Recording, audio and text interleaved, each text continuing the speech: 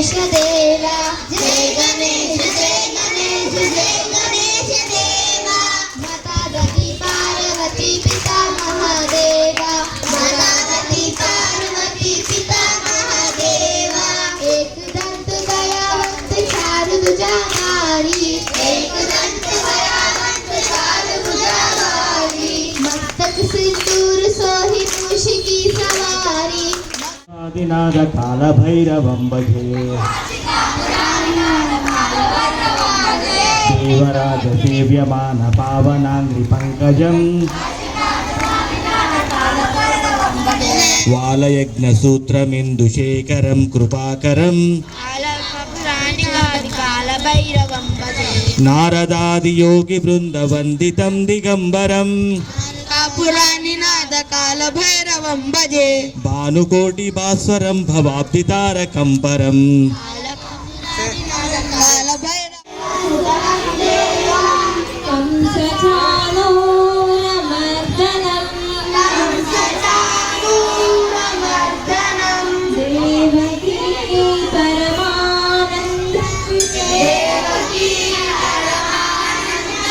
कृष्णं वन्दे जगद्गुरुं, कृष्णं वन्दे जगद्गुरुं।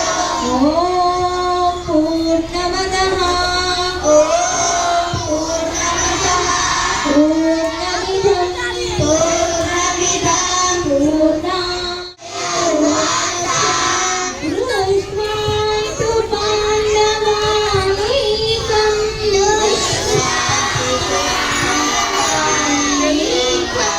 नूनं दुर्योधनस्तदा,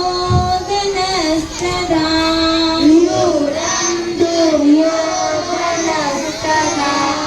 आचार्यामुपसंगम्य, आचार्यामुपसंगम्य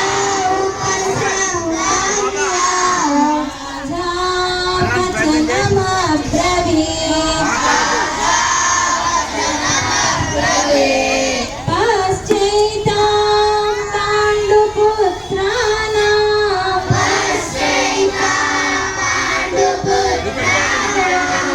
आचार्य महतीं च मो,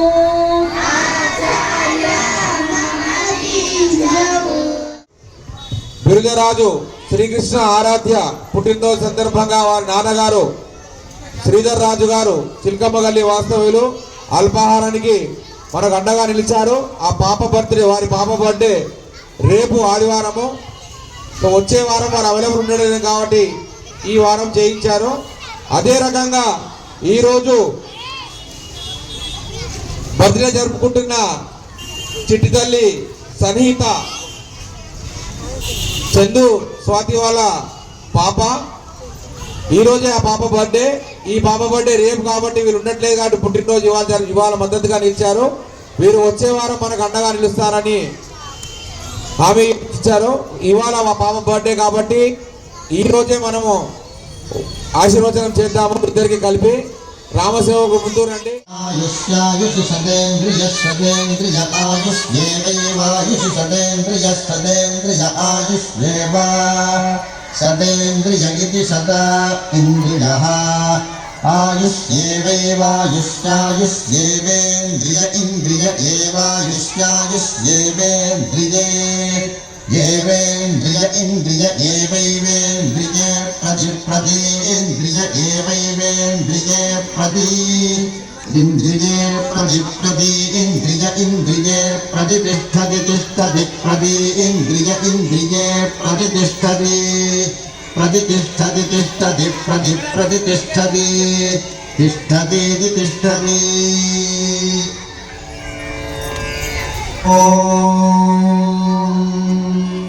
శతమానం భవతి శతాయుః పురుషः శతేంద్రియ ఆయుష్యేవేంద్రియే ప్రతిష్టతి.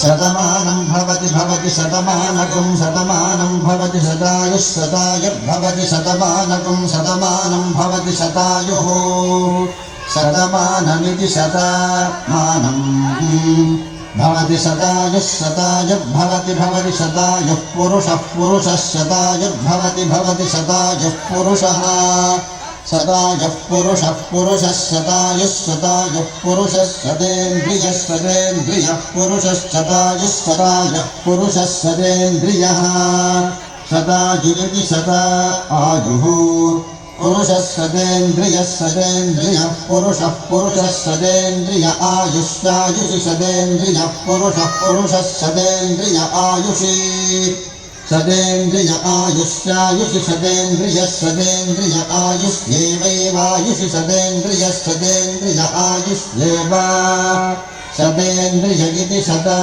इन्द्रियः आयुष्येवैवायुष्यायुष्येवेन्द्रिय इन्द्रिय एवायुष्यायुष्येवेन्द्रिये एवेन्द्रिय इन्द्रिय एवैवेन्द्रिये प्रतीन्द्रिय एवैवायुः पुरुषः पुरुषः शतायुर्भवति भवति शतायुः पुरुषः एवेन्द्रिय इन्द्रिय एवैवेन्द्रिये प्रति గట్టిగా వచ్చారు కదా, అందులో ఎవరున్నారు? రాముడు ఉన్నాడు అన్న? నిజంగా చెప్పురి. రాముడు వేరు, జై శ్రీరామ్ వేరు కదా. అంటే ఎవరికి జై కొట్టిరు? ఆయన ఏం చేసిందని జై కొట్టినాం? ఇప్పటిదాకా మీకు అంత భగవద్గీత చెప్తా ఉన్నారు కదా, అందరు వింటా ఉన్నారు కదా, అవునా కదా? అందరికి కూడా పరీక్షల టైం, అవునా? పరీక్షలు ఏం ప్రిపేర్ అవుతాం మనం? ఏం ప్రిపేర్ అవుతాం?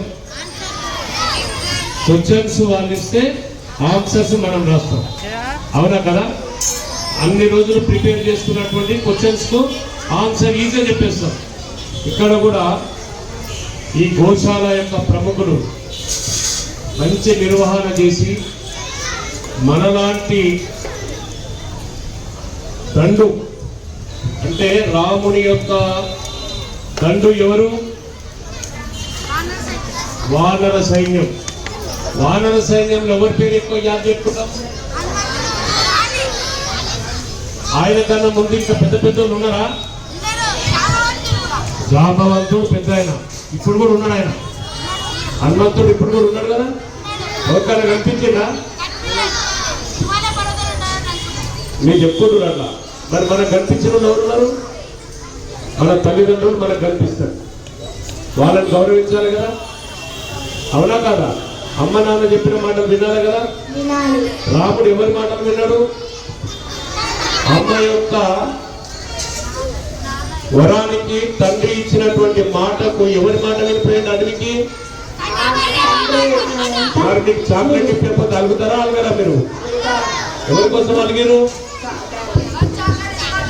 నీకు చాక్లెట్ ఏదైనా అడిగారు, రాముడు అట్లా ఎవరు అన్నాడా?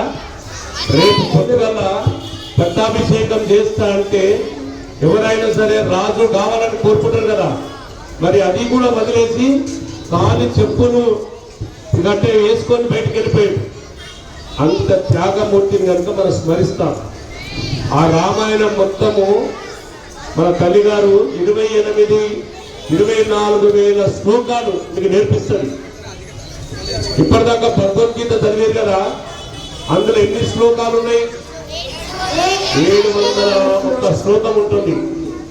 అట్లా 584 శ్లోకాలు శ్రీకృష్ణ పరమాత్మ చెప్తాడు. 85 శ్లోకాలు శ్లోకరత్నాలు ఎవరు క్వశ్చన్ చేస్తారు? అర్జునుడు వేస్తాడు. 41 శ్లోకాన్ని దివ్య దృష్టితో చూసి ఎవరికి చెప్పాడు? ఇప్పటిదాకా ధృతరాష్ట్ర ఉవాచ అని వచ్చింది కదా మొదటి శ్లోకంలో. ఆయనకు ఎక్కడ జరిగేదంతా కూడా కురుక్షేత్రంలో జరుగుతున్నటువంటిది దివ్య దృష్టితో చూసుకుంటూ చెప్తూ ఉంటాడు సంజయుడు, అవునా? అటువంటి సంజయ్ని అన్ని చూసిన తర్వాత మీకు ఇక్కడ అర్థమైంది ఏంటంటే, భగవద్గీత మన రాతని మార్చుతున్నటువంటి గీతని అమ్మగారు మీకు చక్కగా వర్ణిస్తుంది. ఒక్కొక్క అక్షరం, వ్యాకరణంలో సందులు, సమావేశాలు అన్ని చక్కగా ఒక్కొక్క అక్షరాన్ని చెబుతూ ఉన్నప్పుడు మీరు ఎలా వినాలి? మనసు పెట్టి వినాలి. మీరు ఇక్కడ వెనకాల ఏం చేస్తున్నారు? ఎవరి మనసు ఎవరి దగ్గర లేదు. ఇందులో రెగ్యులర్ గా టీవీ సీరియల్ చూసే వాళ్ళు ఎవరు? అవి మంచిగా చెప్తాయా చెడు చెప్తాయా? క్రికెట్ చూసే వాళ్ళు ఎవరు ఇలా? ఈ అక్షరాలను గ్రహిస్తేనే ఆ ఛందస్సు తోటే మీరంతా చదవగలుగుతారు. మీరు ఇంతమంది ఇక్కడ ఇంతమంది వచ్చినా కదా, ఇంతమంది పేర్లు నాకు తెలిసిన వాళ్ళు చేయొద్దండి. ఈడొచ్చిన వాళ్ళ పేర్లు అందరి పేర్లు నాకు తెలుసు. చెప్పండి ఎవరైనా ఉన్నారా? 5 మంది పేర్లు మేము చెప్పగలుగుతాం అన్న వాళ్ళు ఎవరు? 10 మంది పేర్లు మేము చెప్పగలుగుతాం అన్న ఎంతమంది? 10 మంది పేర్లు. 20 మంది, 30 మంది. మరి ఇక్కడ వచ్చిన వాళ్ళ పేర్లే మనం చెప్పలేదు. మరి 24,000 శ్లోకాలు మీరు చెప్తారన్న నమ్మకం మాకు ఎట్లా? 701 శ్లోకాలు నేర్చుకుంటారన్న నమ్మకం ఎట్లా? మరి వీళ్ళంతా మన ఫ్రెండ్సే కదా, మన దగ్గరుండి లైవ్ లో చూస్తున్నాం కదా. మరి మనని మనమే గుర్తుపట్టుకోకపోతే, ఎవరు ఎక్కడి నుంచి వచ్చినో తెలియకపోతే, మరి 140 కోట్ల మంది భారతీయులని ఎవరు గుర్తుపట్టాలి? ఎవరు గుర్తుపట్టాలి? రాముడు మనకు కనిపించాడు, మనం స్మరిస్తాం. అవునా? 25 లక్షల సంవత్సరాల క్రితం యుగ యుగాలుగా మారుతున్నటువంటిది మన ఫస్ట్ యుగం ఏంది? చెప్పండి. ఇప్పుడు ఇప్పటిదాకా మీరు అన్ని చెప్పుకుంటూ వచ్చారు కదా. ఫస్ట్ సత్యయుగంలో ఫస్ట్ కృతాయుగం. అప్పుడు ఎన్ని అవతారాలు ఎత్తిండు విష్ణుమూర్తి? మొదటి అవతారం ఏం చెప్పండి? మన దశావతారంలో ఏ అవతారం? నువ్వు చెప్పాలి.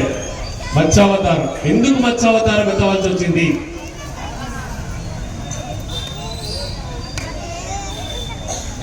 మత్స్యావతారం ఎందుకు ఎత్తవలసి వచ్చింది మీకు తెలియాలి కదా. దాని తర్వాత వచ్చే అవతారం ఏంది? కూర్మ అవతారం. కూర్మ అవతారం అంటే ఏంటిది? తాబేలు. తాబేలు ఎందుకోసం వచ్చింది? క్షీరసాగరం. క్షీరసాగరంలో చిలికినప్పుడు ఏమేమి వచ్చినాయి? మొదట్లో ఏమొచ్చింది చెప్పండి? మొదట్లో ఏమొచ్చింది? ఆవు వచ్చింది. మీరు ఇప్పుడు ఎక్కడున్నారు? మరి ఆ అమ్మని ఎట్లా మనం పూజించాలి కదా. గోశాలలో మనం ఉన్నామా అంటే క్షీరసాగరం చిలికినప్పుడు ఆవు వచ్చింది, తర్వాత లక్ష్మీదేవి వస్తుంది, తర్వాత విషము ఫలం అప్పుడు వచ్చింది కదా, విషవాయువు వచ్చింది, దాని తర్వాత వచ్చింది అమృతం. ఇవాళ ఏం చేస్తున్నాం? మనం విషవాయువుని పక్క జరపాలి, అమృతాన్ని మనం తీసుకోవాలి. ఇక్కడ అమృతం ఏముంది? 701 శ్లోకంలో ఉన్నటువంటి శ్లోకరత్నాలు అమృతం లాంటివి. 24,000 రామాయణంలో ఉన్న శ్లోకరత్నాలు మనకు అమృతం లాంటివి. 5 గంటల 45 నిమిషాలకు వస్తారు. మేము 5:30కు లేస్తామన్న వాళ్ళు చేయొద్దండి. మనకు మొత్తం ఫస్ట్ గెస్ట్ ఎవరు? సూర్యుడు. మరి మన ఇంటికి ఫస్ట్ గెస్ట్ ఎవరు? సూర్యుడు. మన పెద్దలను మనం గౌరవించాలా వద్దా? మరి ఆయన పూజించాలా వద్దా? మరి ఆయన ఇంట్లోకి పిలవాలా వద్దా? పిలవాలంటే ఎన్ని గంటలకు లేవాలి? లేచిన తర్వాత కాలకృత్యాలు తీసుకొని చదువుకోవాలి. ఆయన వెలుగునిస్తున్నాడు మనకు. నాయన మీరు సోమరిపోతులాగా పండకుండి, మీ దాంట్లో ఒక IAS ఆఫీసర్ కావాలి, మీ దాంట్లో ఒక IPS కావాలి, మీ దాంట్లో గ్రూప్ 1 ఆఫీసర్ కావాలి, మీ దాంట్లో ఒక డాక్టర్లు కావాలి, మీరు ఒక డాక్టర్స్ కావాలి, మీరు ఒక ఇంజనీర్లు కావాలి. మీకు జ్ఞానాన్ని ప్రశ్నించడానికి B విటమిన్ తీసుకొని మీ దగ్గరకు వస్తున్నారు. ఆయన వచ్చినాక 10 గంటలకు అమ్మా నేను లేవనుకుని స్కూల్ పోనంటే ఆయన ఏమనుకుంటాడు? బాధపడతాడా లేడా? నేను మీకు అందరికీ మంచి జ్ఞానం ఇవ్వాలని పొద్దుగాల అందరికన్నా ముందు ఆయన వచ్చినప్పుడు ఆయనకు మనం స్వాగతించాలా లేదా? రావణుడు కొట్టిండు, సీతను తెచ్చినట్టు మనమేమనుకోవాలంటే 2, 3, 4 అనుకోవాలి. ఏమనుకోవాలి? 2, 3, 4. ఈ 2, 3, 4 అంటే ఏంటి చెప్పండి? చెప్పండి. ఇప్పుడు దాకా అందరూ చెప్పారు కదా. 2, 3, 4 అంటే ఏంటిది? 2 అంటే ఎవరు? వాలి సుగ్రీవుడు. చెప్పాలి. మీకు అందరికి ఎగ్జామ్స్ ఉంటాయి మళ్ళీ తర్వాత. 2 అంటే ఏంటిది? వాలి సుగ్రీవుడు. అప్పుడు రాముల వారిను వచ్చి ఎవరిని కొట్టిండు? ఎవరిని కొట్టిండు? వాలిని కొట్టిండు. దొంగ చాటున వాలిని కొట్టిండు. సుగ్రీవుడు అంటే అధర్మాన్ని జయించి ధర్మాన్ని రక్షించిండు మొట్టమొదటిసారి. అవునా కదా? తర్వాత 3 అంటే ఏంటిది? 3 అంటే ఏంటిది? ఇప్పుడు 2 అంటే చెప్పినాం కదా, ఇక్కడ మళ్ళా చెప్తాను. రాముడు కిష్కింధకాండకు వచ్చిన తర్వాత వాలిని సంహరించి సుగ్రీవుని ఆ యొక్క రాజ్యాన్ని ఇచ్చిండు. 3 అంటే ఎవరు? రావణ, కుంభకర్ణుడు, విభీషణుడు. అక్కడ ఎవరిని ఉపయోగించాడు? రావణుడు చనిపోయాడు, కుబేరుడు అంటే కుంభకర్ణుడు చనిపోయాడు. అక్కడ ఎవరు బతికిండ్రు? విభీషణుడు బతికి. విభీషణుడు ఎందుకు బతికిండు? ధర్మం కోసం ఉన్నాడు కనుక విభీషణుడు బతికిండు. లంకని జయించిన తర్వాత ఎవరికి అప్పచెప్పిండు? విభీషణుడికి అప్పచెప్పిండు. అంటే చూడండి రాముని యొక్క నీతి. ఇవాళ నేను చేస్తే నా కూర్చుకో. ఈ 4 ఎవరు చెప్పండి? నేను ఎక్కడో పోయిన గారు, ఎక్కడో పోయిన లేలే వినండి, నువ్వు చెప్పింది కరెక్టే. ఇద్దరు తీసేద్దాం వాళ్ళకే. అంటే బ్రదర్స్. ఇందులో ఒకటి నెల్లి పెట్టద్దు మీరు. ఇందులో 4. పెద్ద బ్రదర్ ఎవరు? రెండో బ్రదర్ ఎవరు? లక్ష్మణుడు అన్నవాళ్ళు ఎంతమంది చేతులు ఎత్తండి. కాదు కదా, పెట్టండి. రెండో అతను ఎవరు? భరతుడు. 3, 4. ఇప్పుడు మన తల్లి ఏం చేస్తుంది? మన అమ్మ ఏం చేస్తుంది మనకు? చూసారా, ఇంత సౌండ్ వస్తేనే బెదిరుకున్నారు. మరి రాముడు ఎవరికైనా బెదిరిలా? చిన్న వయసులోనే తాటగిరి కొట్టాడు. ఎంత శక్తిపరుడు, ఎంత ధైర్యం, సాహసం, చంద్రబాబు. ఇదంతా రాముని యొక్క గొప్పతనాన్ని చెప్పారు. మన యొక్క గొప్పతనాన్ని మనం చెప్పుకోవాలి. భరతుని వెంబడించాడు. ఒక్కడేమో రాజ్యాన్ని వెళ్ళేటప్పుడు రాజ్యంలో ఉండి అన్ని గమనించాడు. ఇంకొక అతను అన్నిట్లలో దగ్గరుండి చూసినటువంటి లక్ష్మణుడు. అందుకోసమే మనం తెలుసుకోవాలి. ఫస్ట్ ర్యాంకులో ఉన్నది రాముడు, రెండో దాంట్లో ఉన్నది భరతుడు, 3, 4లో ఉన్నది లక్ష్మణ శత్రుఘ్నుడు. శత్రుఘ్నుడు, రాముడు వీళ్ళంతా కూడా సురక్ష కమాండర్స్. వీళ్ళు ఎవరి కోసం కమాండ్ చేశారు? నీతి, నిజాయితీ, ధర్మం కోసం పనిచేశారు. మన ఇంట్లో అన్నదమ్ములం అనుకో, మన ఇంట్లో ఎవరు కొట్లాడుతూ పొద్దుగల చాక్లెట్ ఇవ్వకపోతే ఏం కొట్లాడతాం మనం? అన్నదమ్ములో గొడవలు పెట్టుకుంటారా? ఈ పుస్తకాలలో డిఫరెంట్ కలర్ డిఫరెంట్ ఉంటే కొట్టుకుంటున్నారా? అట్లా కొట్టుకున్నారా రాముడు లక్ష్మణులు? తల వంచి మమ్మల్ని చూస్తే తల ఎత్తుకుంటట్టు నేను చేస్తానని నా పుస్తకం చెప్తుంది. మీరు తల ఎత్తుకోవాలా, ఎత్తాలా, దించాలా? మరి ఏం చేయాలి? మీరు చదవాలి. ఎవరిని చదవాలి? పుస్తకాలను క్లుప్తంగా చదవాలి. మంచి ఎగ్జామ్స్లో మార్కులు తెచ్చుకోవాలి. 100కు 100 మార్కులు ఇక్కడ ఉన్న వాళ్ళందరికీ వస్తే టీచర్ అనాలి, ఎవరికి తక్కువ వేయాలబ్బా, నాకు ఎట్లా చేయాలబ్బా అని ఆమె పరిశాన్ కావాలి. మీరు అలా చదవాలంటే తల వంచి మనం అంతా తల దించుకొని మనం పనులు చేస్తే తల ఎత్తుకునేటట్టు మన స్కూల్లో టాప్ ర్యాంకులో మనం ఉంటాం. అవునా కాదా? ఇది చేద్దామా వద్దా? చేద్దామా వద్దా? గట్టిగా అందరం చేద్దామన్న వాళ్ళు ఒకసారి 2 చేతుల ఒక చేద్దామా? ఓ అంటే చాలా మంది ఇంకా చెయ్యొద్దు అన్నట్టే ఉన్నారు. చాలా మంది చేయొద్దన్నారు. పోనీ దించండి. విషయాలన్నీ మనం పాటిద్దాం, తెలుసుకుందాం. వారి అమూల్యమైన సమయాన్ని ఇంకో మళ్ళీ కుదిరినప్పుడల్లా వచ్చి మంచి విషయాలు తెలుపవలసిందిగా మనస్ఫూర్తిగా కోరుకుంటూ, మనకు అండగా నిలిచిన వారికి వారికి వారి కుటుంబ సభ్యులకు ఆ శ్రీరామచంద్రుని ఆశీస్సులు, ఆంజనేయ స్వామి బలం చేకూరి ఆనందంగా ఉండాలని కోరుకుంటూ ఒకసారి బోల్ సియావర రామచంద్రకి, పవన సుత హనుమాన్కి జై శ్రీరామ్. ఒక్కసారి గట్టిగా మన తరపున ఆ ఆంజనేయ స్వామిని, ఆ శ్రీరామచంద్రుని ఆశీస్సులు, ఆంజనేయ స్వామి బలం వారికి చేకూరాలని ఆ స్వామి వారిని మనస్ఫూర్తిగా ప్రార్థిస్తూ ఒక్కసారి బోల్ సియావర రామచంద్రకి జై శ్రీరామ్, జై శ్రీరామ్, జై జై శ్రీరామ్. మన బర్త్డే వరకు మనం ఇన్ని శ్లోకం నేర్చుకోగలము. అవునా? నేర్చుకోగలమని పెట్టుకుందామా? సరేనా?